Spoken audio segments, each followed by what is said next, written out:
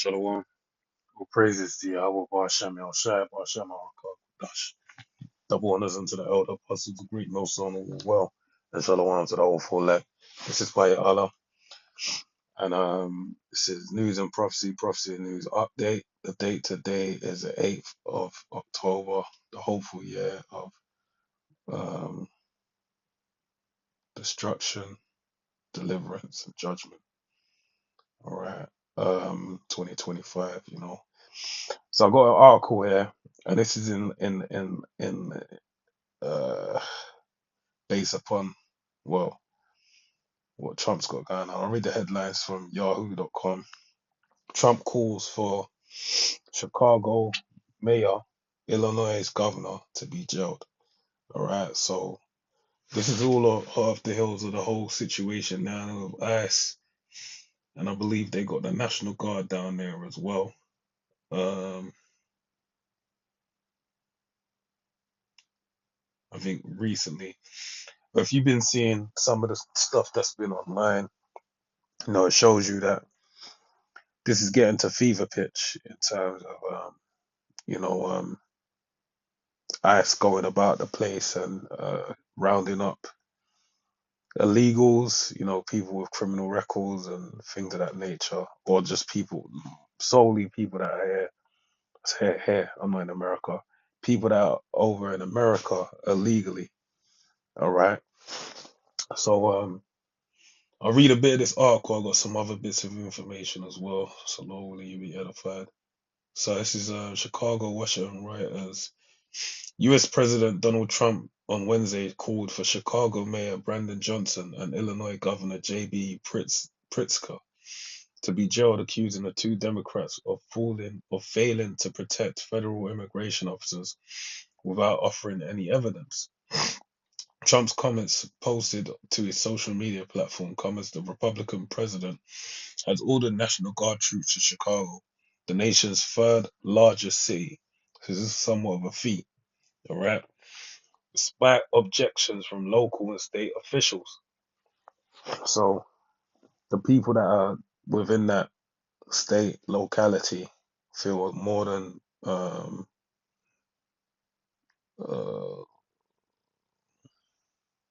capable of doing the duty that they're set in place to do. Chicago mayor should be in jail for failing to protect ICE officers, Governor Pritzker. Also, Trump wrote, referring to U.S. immigration and customs enforcement personnel. Representatives for Johnson and Pritzker could not be immediately reached for comment. All right, so it's heating up. It's heating up. It's heating up. All right. So I ain't even gonna get into the comments. So one of the main things you need to, with this going on right now, you need to remember the backdrop of some of the things that's been said as well. So I want to go refer to this. This is from ABC7, Chicago.com. All right, headline being ICE agents raid South Shore apartments. Trump says Chicago could become military training ground. All right, so this is setting up military training ground. Sounds like martial law to me. All right, because it sounds like he's just gonna have military posted there. All right, and they're gonna be effect. You know, because I just read about the state officials and the local officials basically are saying that they don't need no one. They're more than capable to, you know, tend to their office, but they're being, you know, moved out of the place. And this is in line with Donald Trump recently. You know, he's known as the, I forget what they call the president. Don't they call them the commander in chief?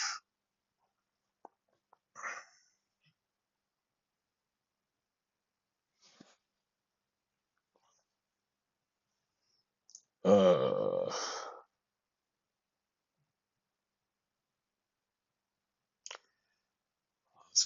all over the gaff.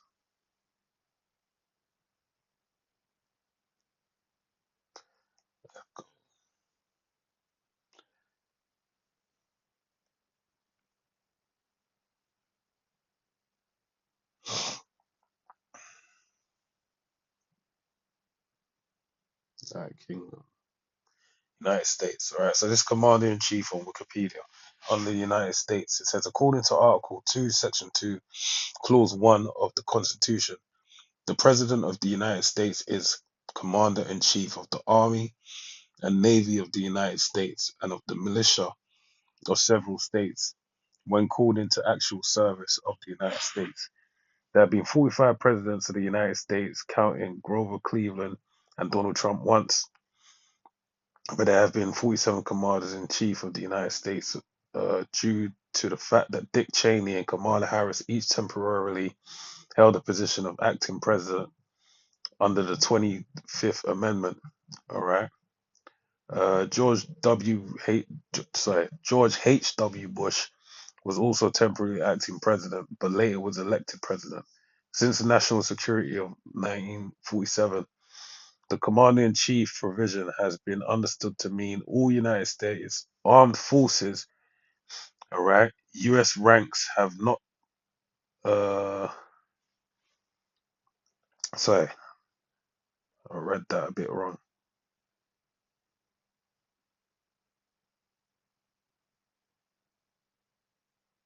So when you look up this word provision, it says under the second meaning for it, it says, according to the Oxford Dictionary of English, excuse me, it says the action of providing or supplying something for use. All right. So this is what the president does when he's acting as the commander in chief, or when they're acting as commander in chief. Since the National Security Act of 1947, the commander in chief provision has been understood to mean all United States armed forces. U.S. ranks have their roots in British military traditions, which the president possessing ultimate authority but no rank, maintaining a civilian status. The exact degree of authority that the Constitution grants to the President as Commander in Chief has been subject to much debate throughout history, with Congress at various times granting the President wide authority and others attempted to restrict the authority. All right, so basically, they have control over the army. All right, but it depends on who's in rulership. And bear that in mind. Depends on who's in rulership. I'll just read this last little bit here. It says U.S. states. In U.S. states, the governor also serves as commander in chief of the National Guard state militia, all right, and state defense forces. In the Commonwealth of Kentucky, for example, KRS 37.180 states. Um, oh, this is setting up for good tension right here. The governor shall be commander in chief of the Kentucky Active Militia, and the adjutant general shall be the executive officer and shall be responsible of the governor for the proper functioning of Kentucky Active Militia. And he is hereby authorized and empowered to take necessary action to perfect and maintain an efficient organization for the purpose herein set out. He shall have charge of all matters of administration and organization, which shall be in all respects insofar as necessary and applicable the same as a National Guard. All right. So, you know, I believe from how I'm understanding it,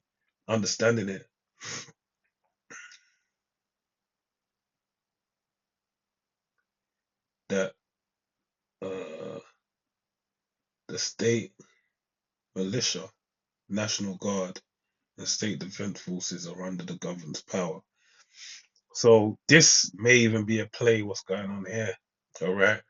To finally distinguish whether the governor has power over the state, well, in this case, the National Guard, all right, troops that have been sent down to Chicago, all right, or does Donald J. Trump have power over them, all right? And it really, allows it to be established. So I said, bear in mind about, um, what did I say? Bear in mind,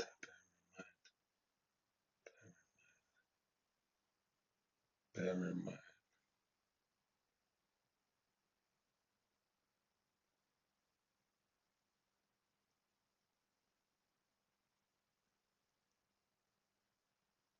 Man, it's a lot escaped me, but I'll move on to this point. So now, what we got to bear in mind is that Trump rebranded the Department of Defense the Department of War. All right, so this really shows you that he's looking to show his teeth, and these movements that he's making is part of him baring his teeth and really showing you what he's on. So I'll quickly read it from bbc.co.uk. Trump, the headline says, Trump rebrands Department of Defense as Department of War. US President Donald Trump signed an executive order on Friday that uh, directs the Department of Defense to be known as the Department of War. The move restores the name the agency last held in the 1940s. During what time was the 1940s? World War Two. All right. We gotta go since I mentioned World War Two. During that time period, we gotta read this Revelation 11 and 14. The second woe is past, and behold, the third woe cometh quickly. So this is it coming quickly at you. All right. And what's really happening right now is the litany of script of prophecies, the prophecies that are in line that got to happen before that World War Three happens, being that of Jacob's trouble, all right, which is really the MOTB, all right, being presented. That's what's ultimately going to set up for the hour of temptation, the time of Jacob's trouble, the MOTB, World War Three, and the Lord making his return on the face of the earth. So we're seeing this line up quite well, all right, in so much that that authority really of commander in chief and having the armies at his disposal. All right, this may be something that may with the different uh, governors trying to sue Donald Trump, this may go into law and may distinguish or make known Trump's full power. All right, the full realm of his power. So this is martial law in Google, and the definition. All right, so it says martial law involves a temporary substitution of military authority for civilian rule. All right, and is usually invoked in a time of war, rebellion, or natural disaster. So when martial law is in effect, the military commander of an area or country has limited authority to make and enforce laws. So this is where things are looking to be heading.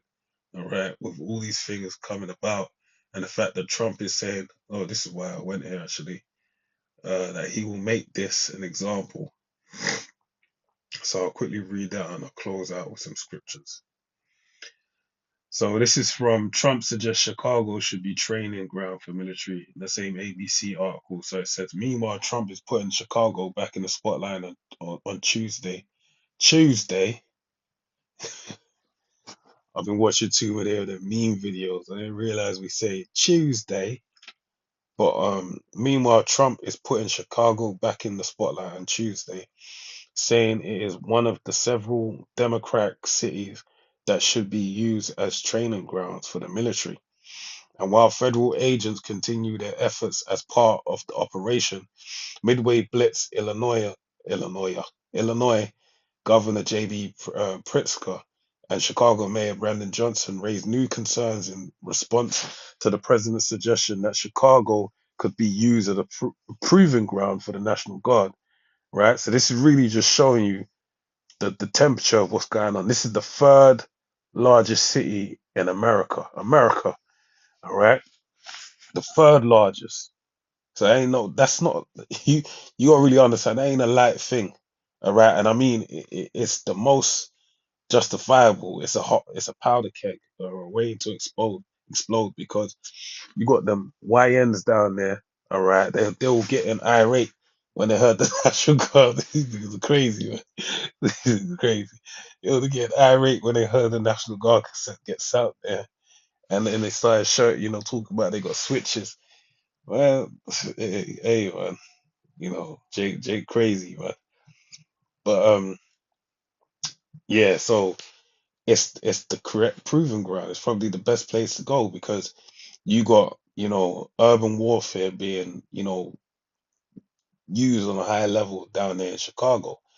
So you have the right people to react in distaste to what's being said and basically egg this, goad this whole situation into where they want it to go. Martial law, all right, recklessness, lawlessness, order out of chaos.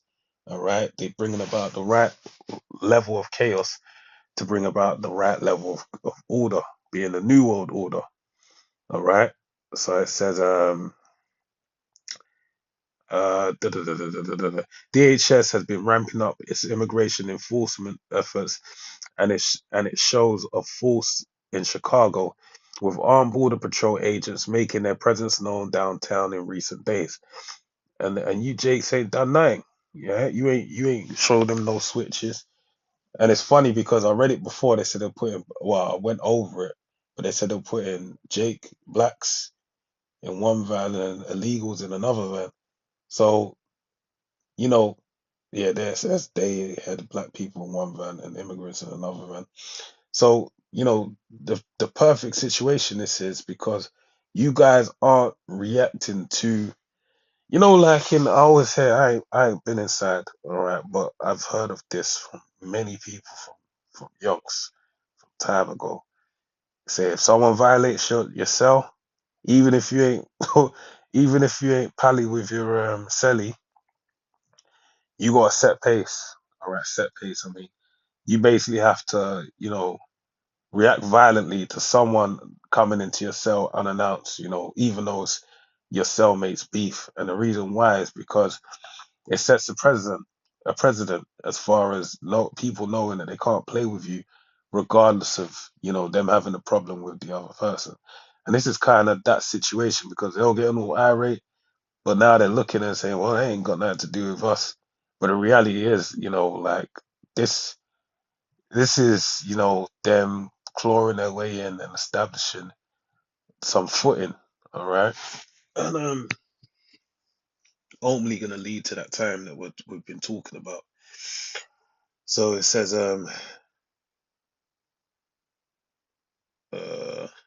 that's more or less it, man. That's more or less it. You know the scriptures. I'll read one more. Actually, I'll read this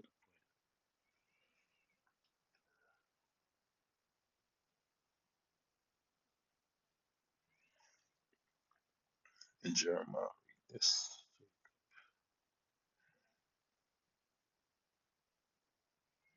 Fuck. Salakia, Salak. Going mad. This is Jeremiah 30 and 7. It says, alas, for that day is great, so that none is like it. It is even a time of Jacob's trouble, but he shall be saved out of it. And this is what this is culminating to. Right now, it's immigrants, undesirables, but as one of my favorite movies, because this is mirroring, the UK and the USA are mirroring each other, because it's the same thing going on over here. One of my favorite movies, because it's a bit nostalgic as well, because the year it was made in, Children of Men, because it reminds me of the London, the tail end of the London I grew up in. All right, not the 90s, but the mid to late 2000s. How I remember it, the golden years, the wonder years. But basically, it just shows like the town that we're in right now. All right, where immigration, mass lockdowns, people being, classism, different things, and everything you see right now is coming to effect. It's crazy, all right? But that's the prophecy in the Bible. So with that, I pray you're edified to the next one. Say shalom.